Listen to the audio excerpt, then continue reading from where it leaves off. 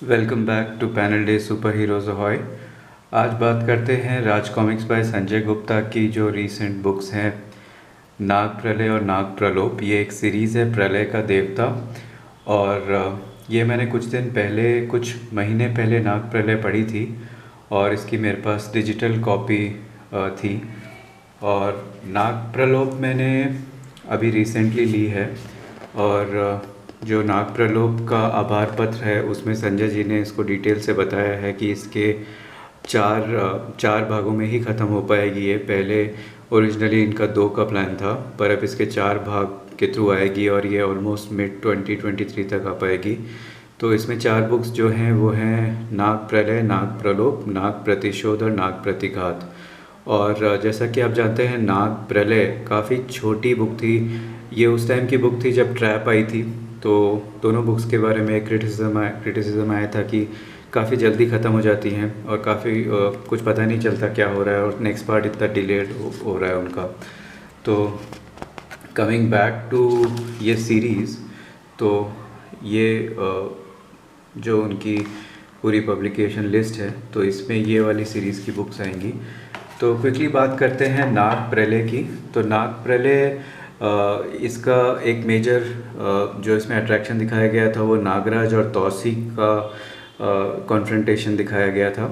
और इसमें युगारम का जो कलेक्टर्स एडिशन आया था उसके एंड में प्रलय का देवता का एक प्रीकर्सर दिखाया गया था 4 पेजेस का, और उसके बाद से ही ये स्टोरी शुरू होती है। तो नाग प्रलय में काफ़ी एक्शन होता है और इसमें दिखाया जाता है कि नागराज को एक सिग्नल मिला है और गुरु गोरखनाथ ने इसको सिग्नल दिया है कि ये अप्सरा का किडनैप होने वाला है और महानगर के बाहर ये इवेंट्स हो रहे हैं। और यहाँ से मतलब ये एक ऐसा होता है कि जिस एक इवेंट के ट्रिगर से ये दोनों कैरेक्टर्स यहाँ पे आते हैं आमने सामने।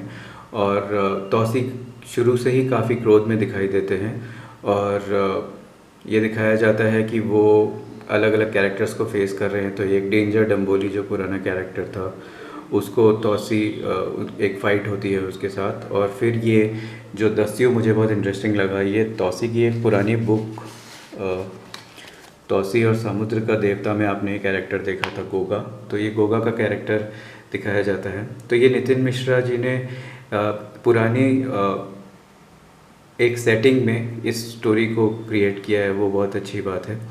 फिर इसमें एक कैरेक्टर आती है यहाँ पे ग्रेस करके। तो ये सेटिंग बहुत अच्छी है, बहुत एक डिफरेंट एक हॉलीवुड फिल्म की फील देती है। इसमें सी के ऊपर ये एक्शन हो रहा है, उसमें नागराज की एंट्री होती है, नागराज ग्रेस को बचाते हैं और उसके बाद तौसी और उनका कॉन्फ्रंटेशन होता है। नागराज का यहाँ पे एक स्पाइडी सेंस जैसा सर्प संकेत फायर ऑफ होता है। उसके बाद नागराज की फ़ाइट होती है एक सी ड्रैगन टाइप के कैरेक्टर से। तो तौसी की बुक्स आपने पढ़ी होंगी तो आपको पता होगा कि उसमें काफ़ी इच्छाधारी एलिमेंट्स होते हैं, तो शेप शिफ्टिंग काफ़ी होती रहती है। तो जैसे ये ड्रैगन है तो ये कुछ और कैरेक्टर होगा, वो बाद में पता चलता है। फिर ये एक बहुत शानदार पैनल था तौसी और नागराज का। बट नाग प्रलय में क्या होता है, एक ये बहुत बड़ा सीन आता है और उसके बाद वो कट हो जाता है, तो कहीं और पे स्टोरी पिकअप होती है। तो ये जो फर्स्ट फाइट थी वहाँ पे आपको वापस लेके जाते हैं।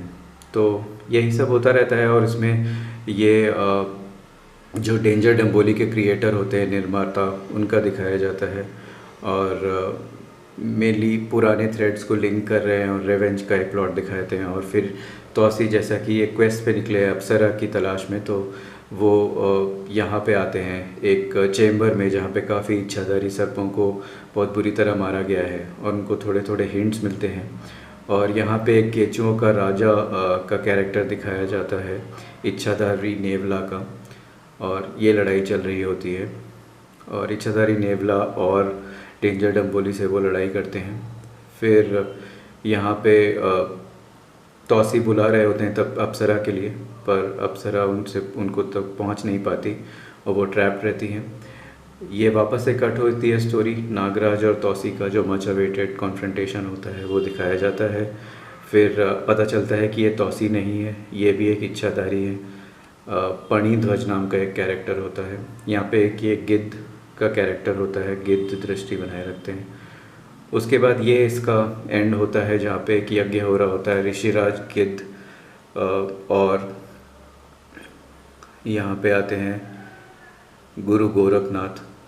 तो यहाँ पे ये स्टोरी एंड होती है। तो ये ऑनसेट होता है प्रलय का देवता का। तो अभी पिकअप करते हैं नाग प्रलोक में।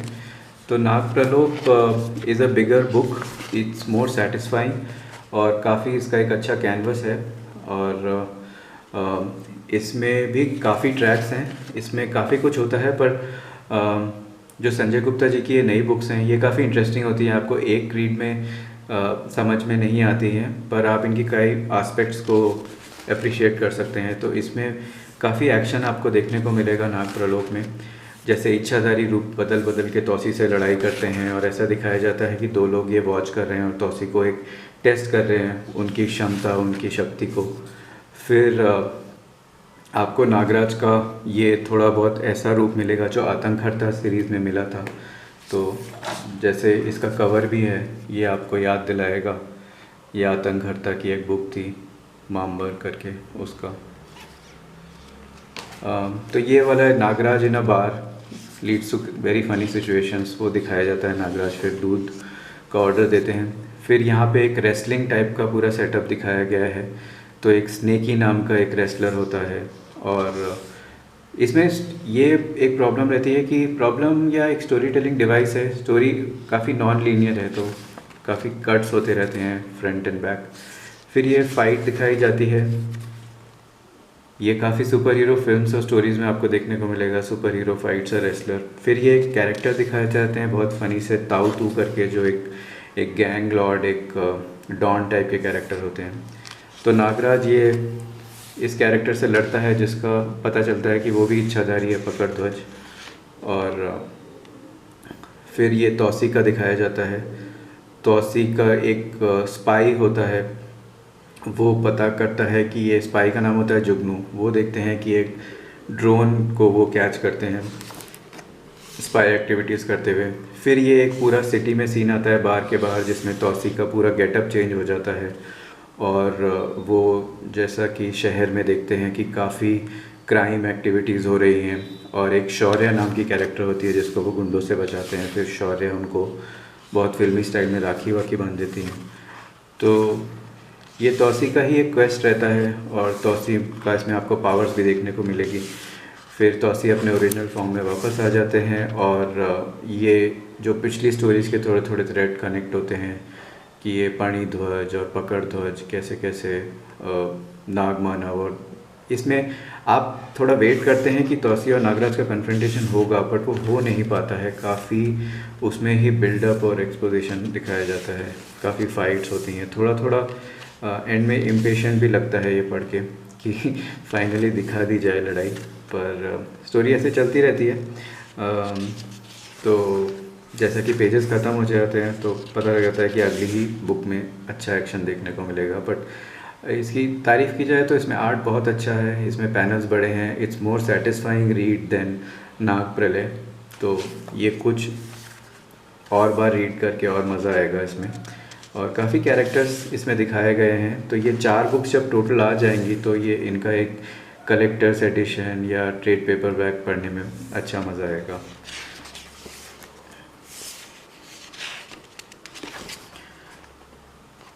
तो यही बात थी प्रलय का देवता सीरीज़ की। और I would definitely call it a must buy and a must read. जैसा कि आप जानते हैं संजय गुप्ता जी की जो नई बुक्स आ रही हैं उनकी सबकी क्वालिटी बहुत अच्छी है। और इसमें आदिल खान जी का आर्ट है फर्स्ट 2 पार्ट्स में, और थर्ड पार्ट से इसका आर्ट चेंज होगा, पर we can definitely expect something great. तो मैंने ये सर्पसत्र और सर्पद्वंद की बुक्स रखी थी कंपैरिजन के लिए कि इनमें भी नागराज और तौसी का एक ट्रैक चल रहा है। अभी मेरे को थोड़ा टाइम हो गया है ये वाली बुक्स पढ़ के, पर प्रेफरेंस का पूछा जाए तो मुझे संजय गुप्ता जी की जो ये सीरीज़ है प्रलय का देवता ये ज़्यादा अच्छी लग रही है। तो आप बताइए अपने थॉट्स, आपको कैसी लगी नाग प्रलोक और क्या एक्सपेक्ट करते हैं प्रलय का देवता सीरीज़ से। तो यही था एक review. Thank you for watching Panel Day Super Heroes Ahoy. See you in next video.